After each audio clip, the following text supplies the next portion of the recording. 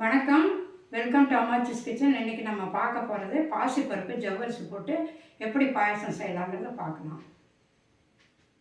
பாசிப்பருப்பு ஜவ்வரிசி பாயாசம் வைக்க தேவையான பொருட்கள் என்னென்னு பார்த்துடலாம். பாசிப்பருப்பு ஒரு குட்டி டம்ளரில் ஒன்று எடுத்து வச்சுருக்கோம். அதே அளவு ஜவ்வரிசியும் அரை மணி நேரத்துக்கு முன்னாடியே கழுவி ஊற வச்சுருக்கோம்.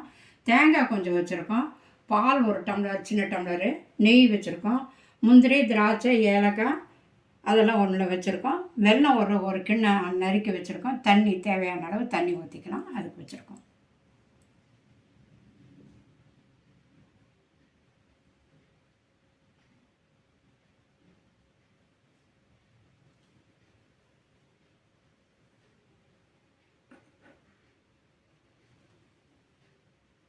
இப்போ நெய் கொஞ்சம் ஊற்றிக்கலாம். நெய் காஞ்சோன்னா முந்திரி பருப்பு, திராட்சை போட்டு லேசாக வரத்தில் சிம்மில் வச்சு வைக்கணும்.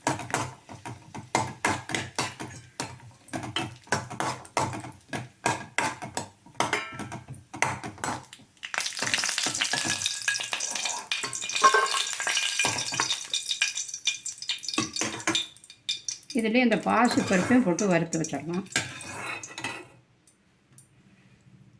இந்த பாசிப்பருப்பு எடுத்து வச்சுருக்கேன் இல்லைங்களா, அதையும் இதிலே போட்டு ஒரு சும்மா லேசாக ஒரு போதும், நிறுத்திடலாம். அடுப்பேன் தண்ணி கொஞ்சமாக ஊற்றி தண்ணி நல்லா கொதிக்க வச்சுருக்கோம். இந்த நேரத்தில் இந்த ஜவ்வரிசியை போட்டுடலாம். ஊற வச்ச ஜவ்வரிசி அதையும் போட்டுடலாம். வெந்து வேகட்டும். ஒரு 10 நிமிஷம் ஆகும் வேகிறதுக்கு.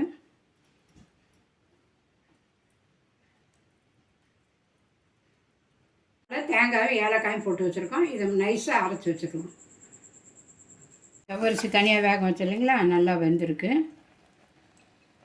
இதை எடுத்து மாற்றிட்டு இந்த அடுப்பில் சின்ன குக்கரில் அந்த பாசிப்பருப்பை வேக வச்சிடலாம்.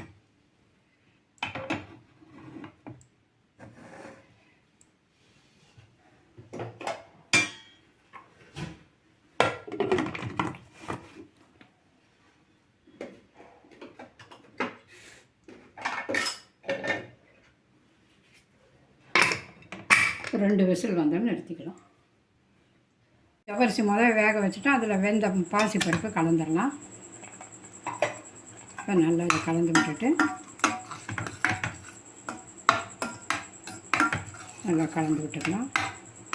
அதுக்கப்புறம் அந்த வெல்லம் சும்மா தண்ணி ஊற்றி கரைச்சி எடுத்து வச்சுருக்கோம். அதையும் ஊற்றிடலாம். அதுலேயே வடிச்சிடலாங்க. ஏன்னா கல் மண் ஏதாவது இருக்கும், அதனால் வடிச்சிடலாம். வடிச்சிட்டு எல்லாம் ஒன்றா ஊற்றிடலாம்.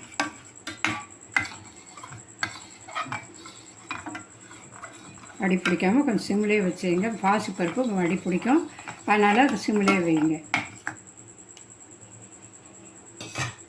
இந்த நேரத்தில் தேங்காய் பால் அரைச்சி வச்சுருக்கோம் இல்லைங்களா, தேங்காய் ஏலக்காய் அதையும் ஊற்றிடணும்.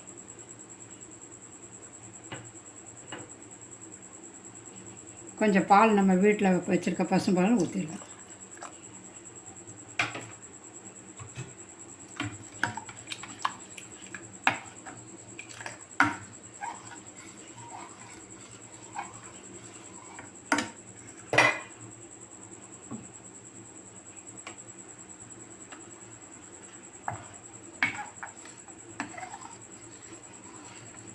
ரெண்டு கொதி வரட்டுங்க. வந்தோடனே இறக்கி வச்சு இந்த முந்திரி திராட்சையை போட்டு இறக்கிடணும். அவ்வளோதான்.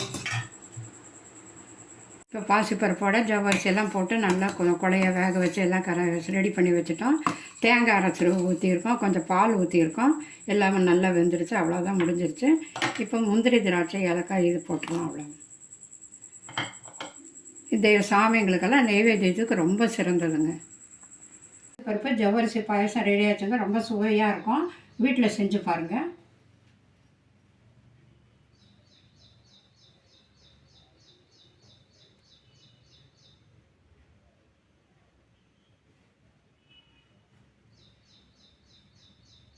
வீட்டில் செஞ்சு பார்த்து லைக் பண்ணுங்கள், ஷேர் பண்ணுங்கள், மறக்காமல் சப்ஸ்கிரைப் பண்ணுங்கள். நன்றி, வணக்கம்.